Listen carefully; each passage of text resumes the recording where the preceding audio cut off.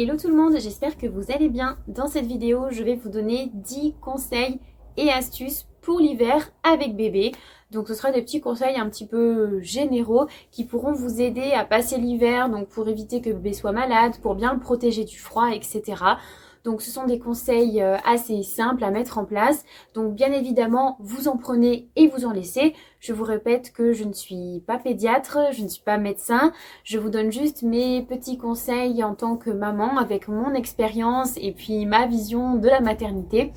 Donc à vous de voir et de prendre ce que vous avez envie et de laisser le reste, bien évidemment.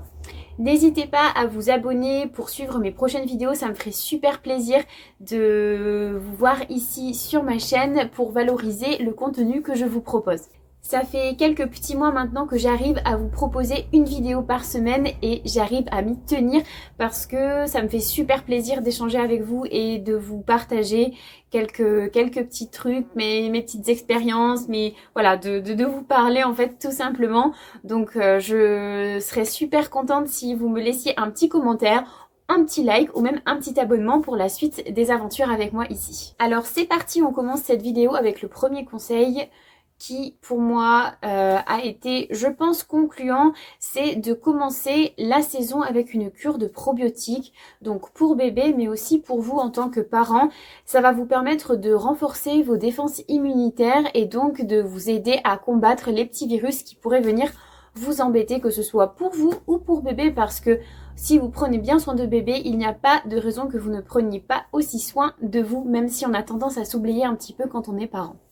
Ensuite, ça va de soi, mais il est important de prendre bien soin de votre alimentation et bien sûr de celle de bébé en lui proposant un maximum de variétés de fruits et de légumes et bien évidemment de saison parce que la terre est bien faite et vous allez pouvoir trouver dans les produits de saison les vitamines dont vous aurez besoin. Donc n'hésitez pas à proposer à votre bébé tous les fruits et légumes que vous allez trouver sur les étals du marché. Renseignez-vous pour savoir ce qui est de saison et ce qui ne l'est pas. De toute façon, vous verrez que les prix sont plus abordables quand ce sont des fruits et légumes du moment. Et surtout, pensez à proposer de la vitamine C à votre enfant, donc que ce soit sous forme de clémentine, d'orange, mais profitez des fruits et légumes de saison. Même s'il commence à faire froid, profitez quand même du grand air, on en a besoin pour se ressourcer, pour faire le plein d'oxygène et aussi pour faire le plein de vitamine D. Le soleil est très important pour notre santé, que ce soit pour les vitamines qu'il nous procure, mais pour la luminosité, pour tout un tas de raisons. Profitez du soleil même s'il fait froid.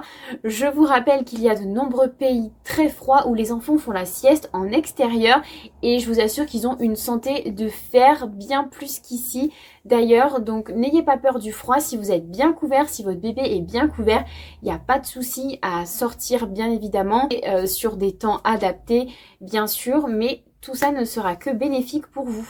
D'ailleurs, si votre bébé ne dort pas très bien la nuit, sachez qu'il y a des études qui ont prouvé que des enfants qui sortent beaucoup, des enfants qui prennent l'air, qui jouent dehors, etc., dorment beaucoup mieux le soir.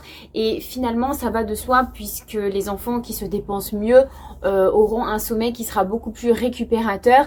Et des enfants qui profitent d'un bon oxygène, qui profitent de l'air extérieur, se sentiront beaucoup mieux de toute façon et se sentiront beaucoup plus apaisés. Et tout ça, c'est un cercle vertueux qui fera que le sommeil sera de meilleure qualité, et qui dit sommeil de meilleure qualité dit aussi meilleure santé. Puisqu'on parle des promenades en extérieur, attention au choix de bonnets que vous allez faire. Il y a beaucoup de bonnets qui se vendent et qui ne sont pas forcément adaptés, je trouve, aux promenades en extérieur, surtout pour bébé.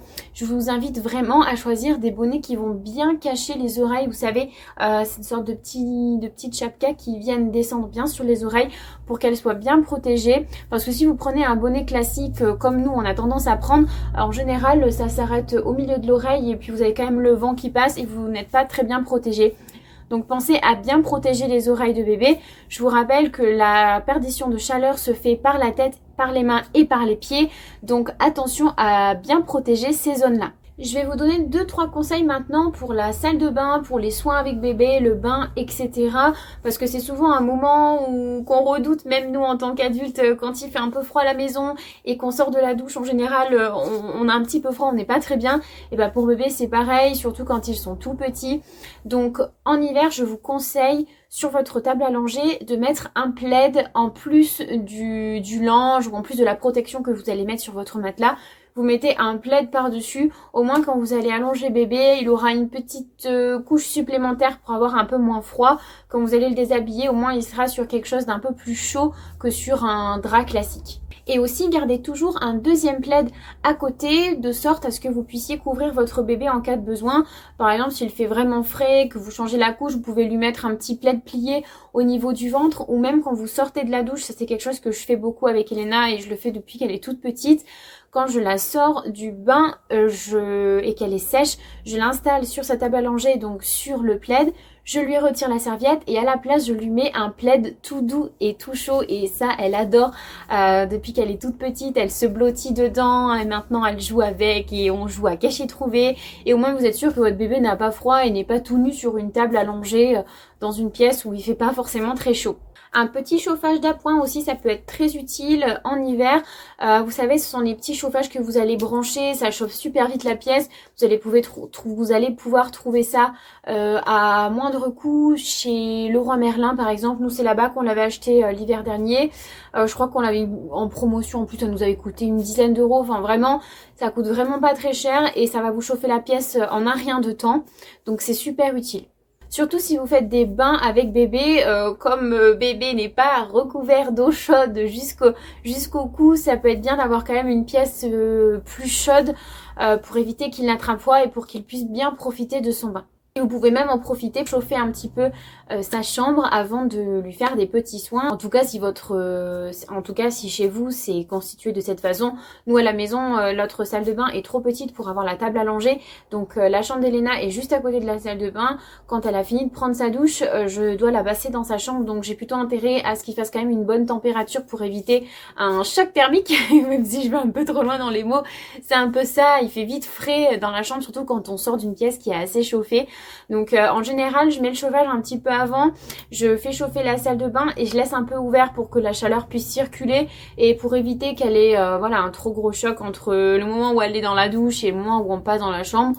Ou alors si je ferme la porte parce qu'elle est dans le bain, pendant que je suis en train de la sécher quand elle est quasiment sèche, j'ouvre un petit peu doucement, voilà, pour faire une meilleure transition en fait. Ensuite, même s'il fait froid, pensez à bien aérer, c'est super important. Tous les matins, vous aérez au moins 5 minutes et si vous pouvez aussi le faire en fin de journée. Ça sera que bénéfique pour votre air environnant, pour l'air que vous respirez, pour les virus, pour les acariens, pour tout un tas de choses. Donc je vous invite vraiment à bien aérer votre intérieur. Si vous avez peur d'avoir froid chez vous, faites-le pièce par pièce à différents moments de la journée si vous préférez. Mais pensez à aérer et aussi à changer les draps régulièrement, surtout si bébé est malade. Par exemple, ma fille a une conjonctivite depuis hier matin. Donc je vais lui changer les draps tous les jours pendant quelques jours pour éviter qu'elle se contamine, recontamine, etc. Et pour faire en sorte que les petits virus puissent bien partir et qu'on évite aussi de tous se contaminer à la maison. De manière générale, prenez soin de vous en tant que parent, je vous l'ai déjà dit tout à l'heure, mais c'est super important. Votre enfant a besoin que vous soyez en forme et si vous êtes en forme, il y a de fortes chances pour que votre enfant le soit aussi. Et s'il est malade, c'est quand même bien si vous êtes en forme. Si vous prenez soin de vous, vous allez être plus fort et donc vous serez peut-être moins contaminé par les virus et donc plus à même de vous occuper de bébé s'il est malade pour éviter que tout le monde soit pas bien et au fond du trou au lit toute la journée parce que on sait qu'avec un bébé c'est pas facile, hein, c'est pas comme avant où vous étiez malade, où vous mettiez devant la télé ou dans votre lit et la journée se passait comme ça tranquillement. Non, ça c'est fini. Si vous êtes malade, vous devez quand même vous occuper de bébé. Donc vous avez plutôt intérêt à prendre soin de vous de façon globale, à soigner votre état physique, émotionnel, votre alimentation, votre sommeil, etc. Bien évidemment, on se soigne de façon globale en fonction de ses capacités, en fonction de son travail, en fonction de son temps libre, en fonction de ce qu'on peut faire parce que la vie des uns et des autres est différente. D'une famille à une autre, on n'a pas les mêmes emplois du temps, on n'a pas les mêmes obligations, on n'a pas le même nombre d'enfants, tout ça. Donc voilà, faites ce que vous pouvez, mais en fonction de votre quotidien, prenez soin de vous, c'est super important. J'ai un autre petit conseil bonus auquel je prête très attention depuis quelques semaines. Je ne mets plus de leggings à Elena parce que c'est quelque chose qui est beaucoup trop fin. Si vous mettez un pull super chaud et que vous avez un legging super fin en dessous, c'est pas top. Donc voilà, faites attention s'il fait froid chez vous, évitez les vêtements qui sont trop fins. Privilégiez plutôt des matières épaisses comme du jogging, tout ça. Alors bon, même si vous avez l'impression de mettre votre bébé en jogging tous les jours, je pense que votre bébé a plutôt intérêt à être au chaud dans un jogging qu'au froid dans un petit leggings tout mignon. Voilà. Sachant que pour les bébés, il existe tout un tas de choses vraiment très très chouettes. Donc vraiment, allez-y, regardez sur Vinted, regardez chez Kiabi, etc. Il y a plein de vêtements en matière jogging qui sont très très bien et au moins qui sont chaudes. Ou alors, si vous avez des pantalons, prenez, si vous voulez acheter des pantalons, achetez-les au moins une taille au-dessus et vous mettez un leggings en dessous de sorte à ce que bébé n'ait pas froid aux jambes, surtout s'il est en âge de marcher et que dehors il va se mettre à quatre pattes, etc. On peut vite avoir un peu froid aux jambes. Voilà, moi je me souviens quand j'étais un peu plus jeune et que j'avais envie de bien m'habiller et que j'avais envie de mettre des robes, des collants, etc. Je dis quand j'étais un peu plus jeune parce que maintenant mon confort est plus important. J'avais vite tendance à avoir froid en fait. On met des bonnets, on met des manteaux, etc. Mais quand on a froid aux jambes, en général le froid se répand un peu partout et puis on n'est pas bien. Donc pour bébé, c'est la même chose. Voilà, j'ai fait le tour de ces petits conseils, j'espère que ça vous aura été utile. Je vais juste vous montrer le thermomètre que j'ai à la maison, que j'ai acheté chez Action. Je sais pas si je vous l'ai dit d'ailleurs, j'ai peut-être oublié de vous donner ce conseil-là.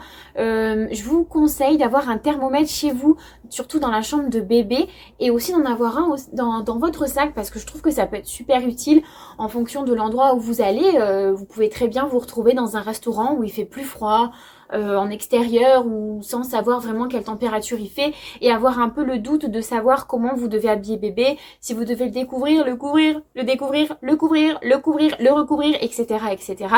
Donc je trouve que c'est bien d'avoir un petit thermomètre avec soi et encore plus utile de l'avoir dans sa chambre pour pouvoir surveiller un petit peu la température et savoir comment l'habiller parce qu'on n'a pas forcément le bon ressenti. Il y a des gens qui ont plus chaud, il y a des gens qui ont plus froid. C'est la même chose pour les bébés, mais si vous contrôlez la température, ce sera beaucoup plus serein pour vous. Regardez, moi j'ai ça, voilà, il est 10h31, il fait 22 degrés, le taux d'humidité est de 61%. Ce thermomètre vient de chez Action, je crois qu'il a coûté une misère quoi, si c'est peut-être 2 €, j'en sais rien, enfin vraiment pas grand chose. Mais voilà, c'est pratique, en plus c'est visuel, donc c'est quand même mieux qu'une barre rouge, enfin qu'un thermomètre classique quoi. Donc voilà, je pense que j'ai terminé avec cette vidéo. Encore une fois, ça me ferait super plaisir que vous vous abonniez à ma chaîne pour suivre mes prochaines vidéos et pour valoriser le contenu que je vous propose. Je vous souhaite un très bon hiver et je vous dis à la semaine prochaine pour une nouvelle vidéo.